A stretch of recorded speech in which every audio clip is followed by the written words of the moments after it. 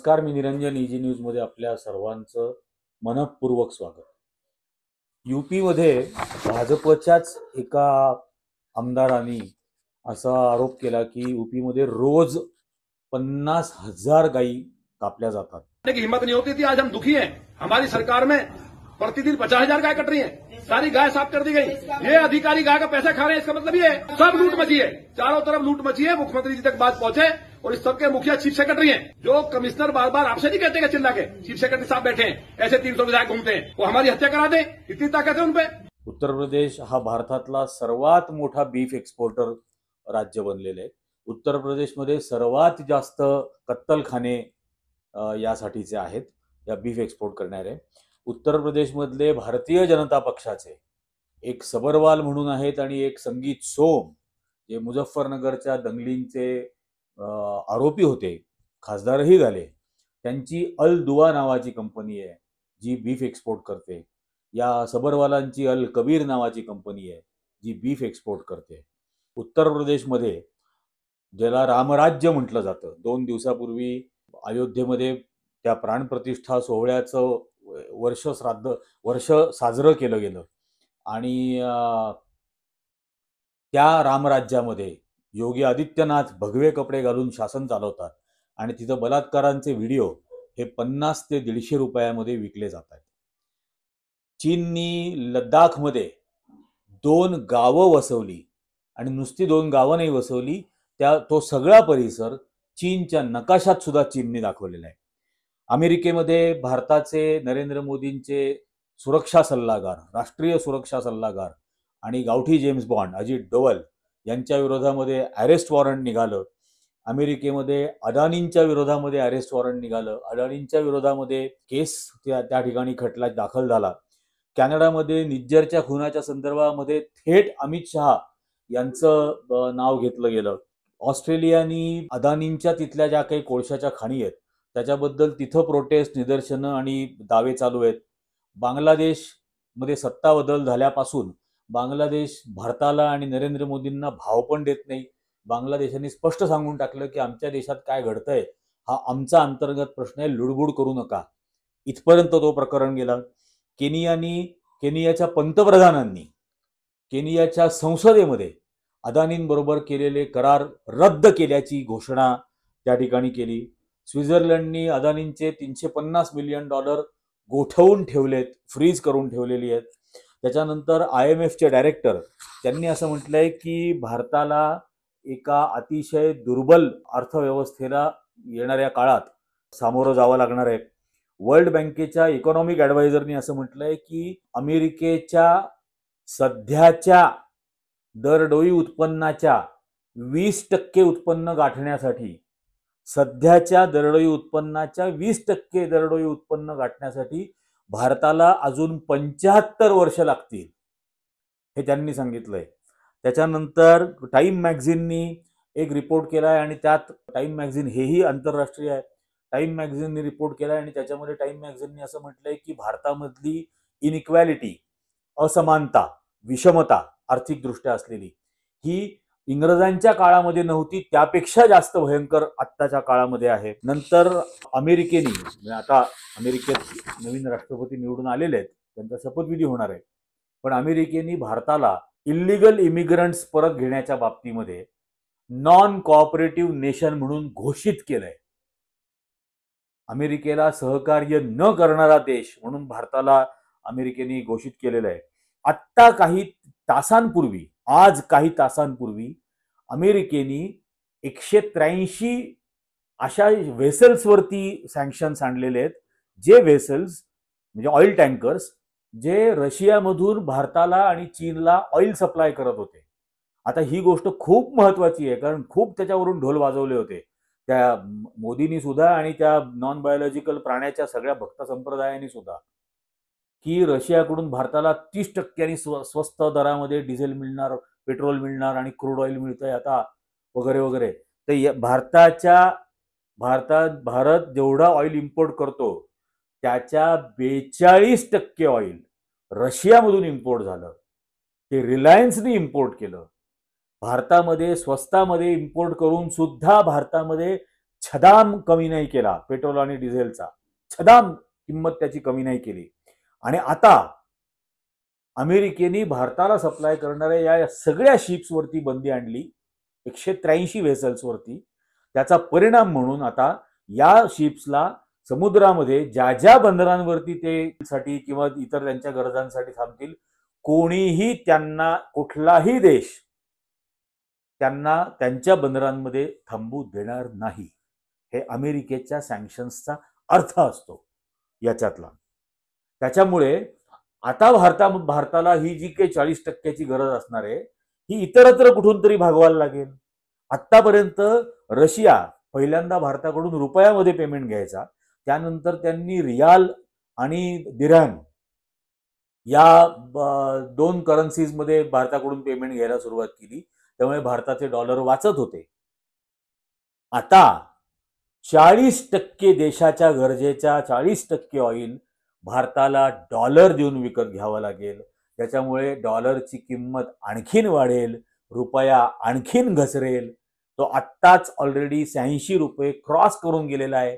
हा non biological प्राणी असं बोलत होता 2014च्या आधी की सरकारची आबरू घसरते आहे का डॉलरची किंमत घसरते आहे, आणि रुपया असाच घसरत नाही. मित्रांनो, ऐका ते काय तो काय बोलत होता. ये ऐसे नहीं होता मित्रों, मैं शासन में बैठा हूं, मुझे मालूम है इस प्रकार से रुपया इतनी तेजी से गिर नहीं सकता.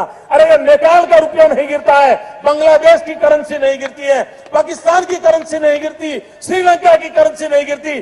क्या कारण है हिंदुस्तान का रुपया पतला होता जा रहा है? ये जवाब देना पड़ेगा आपको. देश आपसे जवाब मांग रहा है. आता 86 रुपये क्रॉस केलेलं आहे आणि 100 पर्यंत जाईल. हे जर का 40% ऑइल भारताला डॉलरच खर्च करून हे करायला लागेल. भारताचा फॉरेन एक्सचेंज रिझर्व्हचा, परकीय चलनाचा साठा हा आणखीन कमी होईल. ऑलरेडी तो कमी होतोच आहे सातत्याने, तर तेही होईल. हे सगळं होत असताना ऑलरेडी US डॉलर 86 रुपये क्रॉस करून गेला. म्हणजे ते गाणे ना, झुमका गिरा रे बरेली के बाजार में, झुमकात नहीं गिरा, इतना रुपया गिर रहा है. या नरेंद्र मोदी नॉन बायोलॉजिकल आर्थिक बाबींचं शून्य अक्कल असलेला माणूस, आणि ती बाई पण निर्मला सीतारामन, अर्थनीती अर्थकारण याच्याबद्दल शून्य अक्कल असलेला माणूस. शाळेचं शिक्षण अर्धवट, लग्न केलं ते अर्धवट, सगळ्या गोष्टी अर्धवट केलेला हा अर्धवट माणूस आहे. आणि हा माणूस हे सगळं घडत असताना याला डोनाल्ड ट्रम्प शपथविधीला बोलवत नाहीये. हा मित्र मित्र मित्र म्हणत होता, अब की बार ट्रम्प की सरकार म्हणत होता.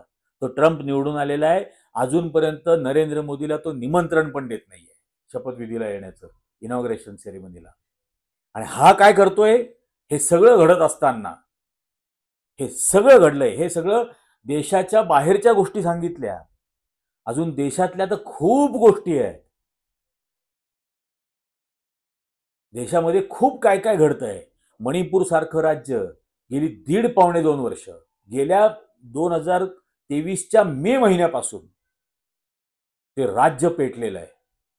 तिथं सैन्याचे आणि पोलिसांची शस्त्र पळवून नेली जात आहेत, ड्रोननी बॉम्ब हल्ले केले जात आहेत, महिलांची नग्न धिंड काढली जाते रस्त्यावरती. भारताचं एक सीमावर्ती राज्य 2.25 वर्ष झाली जळतंय. या नरेंद्र मोदीला नॉन बायोलॉजिकलला अजूनपर्यंत तिथं जायला वेळ नाहीये. संसदेमध्ये डॉक्टर बाबासाहेब आंबेडकरांचा अपमान केला जातोय, याला त्याची फिकर नाहीये. देशभर जे वातावरण झालेलं आहे, त्यांनी काढलेले इलेक्ट्रोल बॉन्ड, नरेंद्र मोदी या नॉन बायोलॉजिकल माणसांनी काढलेला हा भ्रष्ट इलेक्ट्रोल बॉन्ड हा संविधानात्मक नाही, हा बेकायदेशीर आहे, हा गैरसंविधानिक आहे. हे सर्वोच्च न्यायालय म्हटलं, याला लाज नाही वाटली त्याची या गोष्टीची. तरीही यांनी निवडणुकांमध्ये प्रचार केला. मंगळसूत्र काय, म्हैस काय, मुजरा काय, या गोष्टी बोलून बोलून प्रचार केला. नंतर महाराष्ट्रातल्या विधानसभा निवडणुका झाल्या. धर्मयुद्धापासून बटेंगे तो कटेंगे, सगळे घाणेरडे द्वेष पसरवणारे प्रचार, याच्यातच देशातल्या लोकांना अडकवून ठेवलंय. आजही शेतकऱ्यांना MSP दिली जात नाही. MSP अनाऊन्स होणं आणि शेतकऱ्यांना MSP मिळणं यात जमीन आसमानचा फरक आहे. आजही सर्वात जास्त आत्महत्या शेतकऱ्यांच्या महाराष्ट्रातच होत आहेत. निवडणुकांच्या आधी शेतकऱ्यांना कबूल केलं होतं 6,600 सोयाबीनला भाव देऊ. याच नॉन बायोलॉजिकल प्राण्यांनी केलं होतं. आज तागायत दिलेले नाहीये. त्या लाडक्या बहिणींचं प्रॉमिस सुद्धा पूर्ण होणार नाहीये.